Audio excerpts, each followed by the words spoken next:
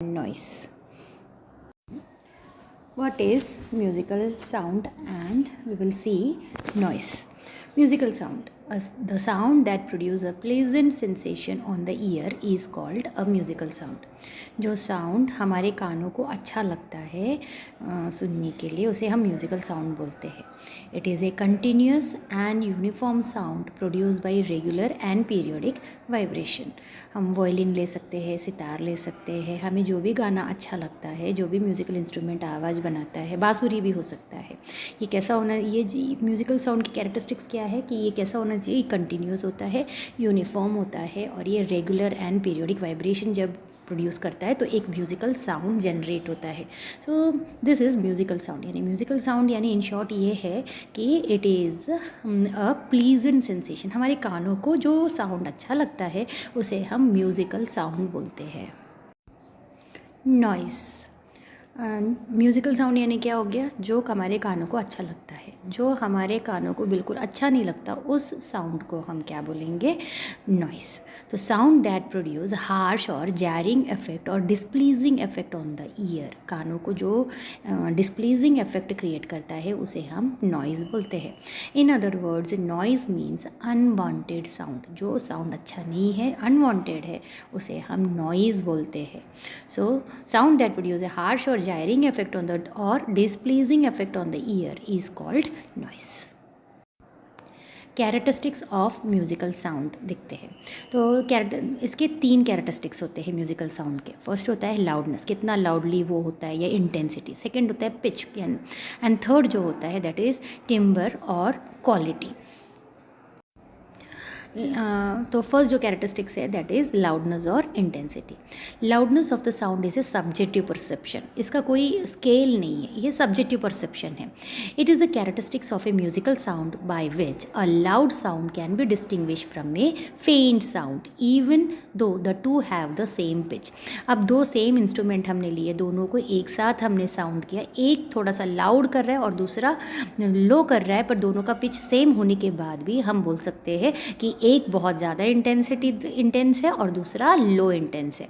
तो ये जो है ये सब्जेक्टिव परसेप्शन है. हमें 2 जब साउंड होता है तब हम उसे कंपेयर कर सकते हैं. सो लाउडनेस और इंटेंसिटी कैसा है, सब्जेक्टिव परसेप्शन है और ये हमें डिस्टिंग्विश करने में हेल्प करता है फेंट sound even though the two have the same pitch. So loudness depend upon the intensity and also upon the sensitiveness of the ears. छोटे बच्चों को लाउड नॉइज़ अच्छा नहीं लगता, जो इन्फेंट होते हैं.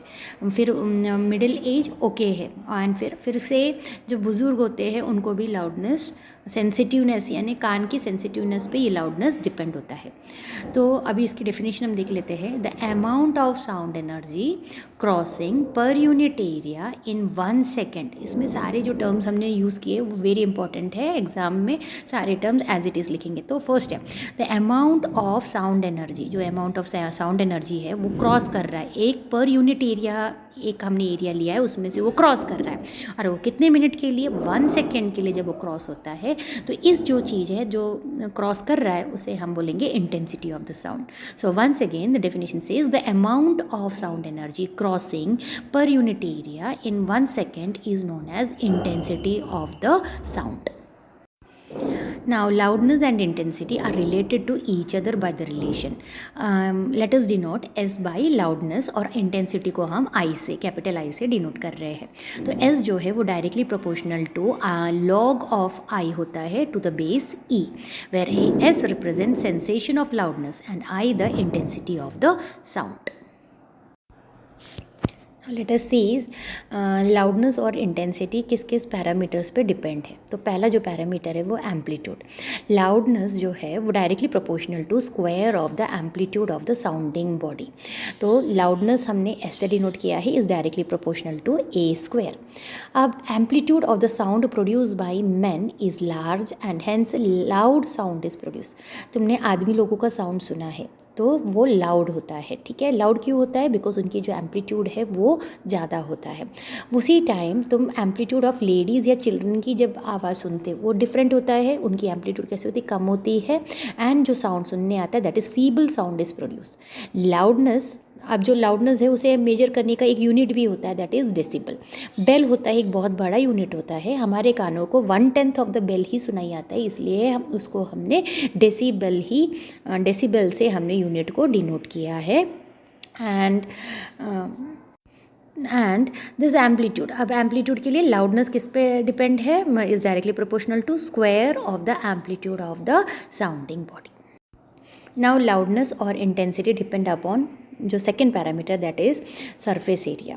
Loudness is directly proportional to surface area of the sounding body. अगर जो साउंडिंग बॉडी बड़ा रहेगा तो लार्ज साउंड लाउडनेस ज़्यादा रहेगा, छोटी सी बॉडी रहेगा तो छोटा सा साउंड जनरेट होगा। For example, a tuning fork of large size produce a loud sound as compare to tuning fork of a small size. जो ट्यूनिंग फोर्क का अगर साइज़ बहुत बड़ा रहा तो लाउड साउंड जनरेट होगा, ट्यूनिंग फोर्क का अगर साउंड कम रहेगा तो स्मॉल साउंड जनरेट होगा। Now loudness and intensity third parameter जिस पर डिपेंड है, that is distance between the source and the listener. अगर एक साउंड प्रोड्यूसिंग ऑब्जेक्ट है, बहुत दूर रखा है और हम सुन रहे हैं तो हमें कम आवाज़ आएंगी, और मैं उस साउंड प्रोड्यूसिंग ऑब्जेक्ट के पास में रहूँगी तो मुझे ज़्यादा इंटेंसिटी सुनाई आएगा। सो ये जो लाउडनेस या फिर इंटेंसिटी है वो distance between the source and the listener पे भी डिपेंड होता है। The intensity of the sound is inversely proportional to square of the distance between the source and the listener. Therefore the sound loudness become weaker and weaker as the distance between the source and the listener goes on increasing। जैसे जैसे हम source से दूर जाएंगे तो sound कैसा हो जाएगा, वीक हो जाएगा। लाउडनेस और इंटेंसिटी अब जो नेक्स्ट पैरामीटर पे डिपेंड है, that is density of the medium. The intensity of the sound is directly proportional to the density of the medium. Density के डायरेक्टली प्रोपोर्शनल है। सबसे ज़्यादा जो साउंड पास होता है दैट इज़ सॉलिड में होता है, उसके बाद लिक्विड में होता है, और उससे सबसे कम होता है गैशियस स्टेट। बट हमें सुनने में, मैं तुमसे बात कर रही हूँ तो मेरी आवाज़ तुम तक पहुँच रही है, तो ये सबसे स्मॉलेस्ट है।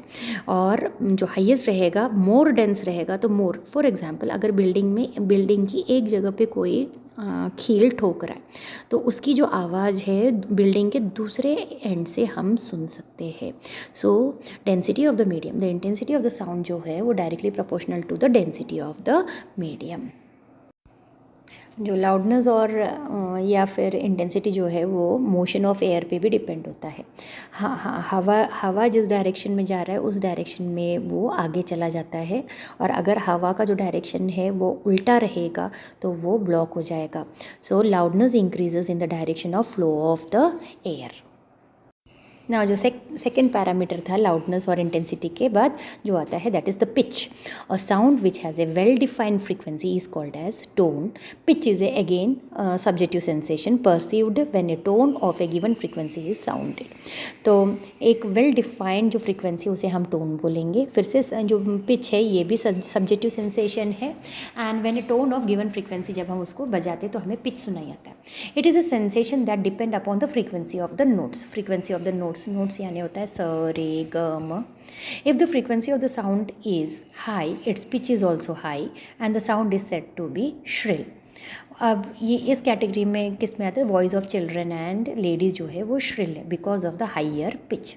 If the frequency of the sound is low, its pitch is also low and the sound is said to be flat. अगर पिच लो रहेगा तो साउंड कैसे मिलेगा, हमें फ्लैट मिलेगा।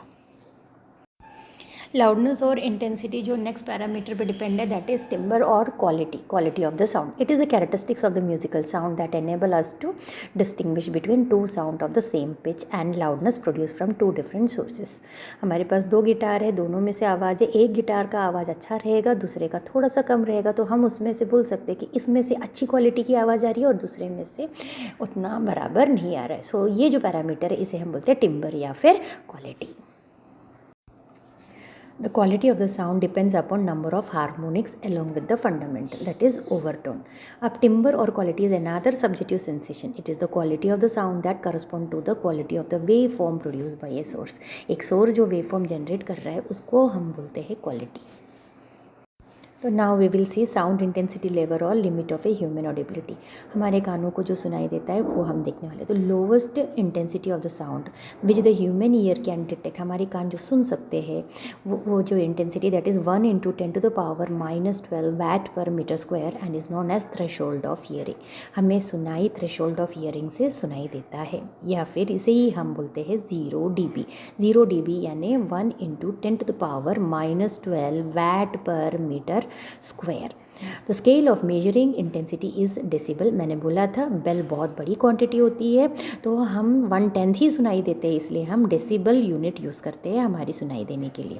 The threshold of hearing is assigned A sound level of 0 decibel. Sound decibel जो दिया है, जो सुनाई जहाँ से स्टार्ट होता है उसे हम 0 dB बोलते हैं, और 0 dB की जो वैल्यू होती है 1 × 10⁻12 वैट पर मीटर स्क्वायर होता है। This sound correspond to an intensity of 1 × 10⁻12 watt per metre square. अब अगर हमें सुनाई देता है तो हमारे उस रेंज का एक एंड भी होता है। तो हम बहुत बार जब हम गाना सुनते हैं, हम वॉल्यूम बढ़ाते जाते, या फिर हम रॉक बैंड या मैरिजेस में जब जाते हैं, वहाँ जब गाना बजता है हमारे बाजू में, तो हम एक लेवल के बाद हमें कानों में पेन होता है। वो जहाँ पेन होता है that is the upper limit of our range, तो उसे हम बोलते हैं थ्रेशोल्ड ऑफ पेन। तो जो minimum effective sound pressure that causes a feeling of pain in ear forms the upper limit of audibility. जहाँ पे हमें कान में पेन शुरू होता है उसे हमारा अपर लिमिट हो जाता है, उसे हम बोलते हैं थ्रेशोल्ड ऑफ पेन। जहाँ सुनाई देता है वहाँ थ्रेशोल्ड ऑफ हियरिंग बोलते हैं, और जहाँ हमारा ख़त्म होता है उसे हम थ्रेशोल्ड ऑफ पेन बोलते हैं। And intensity of 130 decibel gives painful sound two years. कानों को पेनफुल साउंड देते हैं। अगर हमने ये गाना सुना, पहले तो हमें पेन होगा, थोड़ी देर के लिए हमें डेफनेस भी होगा, इन्हें सुनाई नहीं देगा। अगर हमने ये बहुत दिनों तक, बहुत कंटिन्यूस घंटे और दिनों तक हमने इसको सुना, तो हम परमानेंट डेफ हो सकते हैं। तो ये हमारा जो रेंज है वो 0 dB से 130 dB तक होता है। 0 dB यानी थ्रेशोल्ड ऑफ हियरिंग होता है, और 130 जो होता है वो थ्रेशोल्ड ऑफ पेन होता है। हाँ, मैंने बेल और डेसिबल के बारे में बोला था, तो हम उसके यूनिट्स भी देख लेंगे अभी। Intensity level of A sound जो है वो डिफ़ाइन किया जाता है, और जो इंटेंसिटी है इसे हम डेसिबल में मेजर करते हैं, and which is equal to 10 log to the base 10 I/I0। जो I होता है that is intensity of the sound under consideration होता है, और I0 is the standard least Audible sound होता है, that is 1 × 10⁻12 watt per metre square होता है। The intensity of the sound wave is expressed in bell, but it is a large unit, and hence the decibel, that is 1/10 of the bell, is used in general. The unit was named in honor of Alexander Graham Bell. ये जो scientist है इनके honour में हमने bell नाम दिया है इसके यूनिट, साउंड के यूनिट को। Thank you.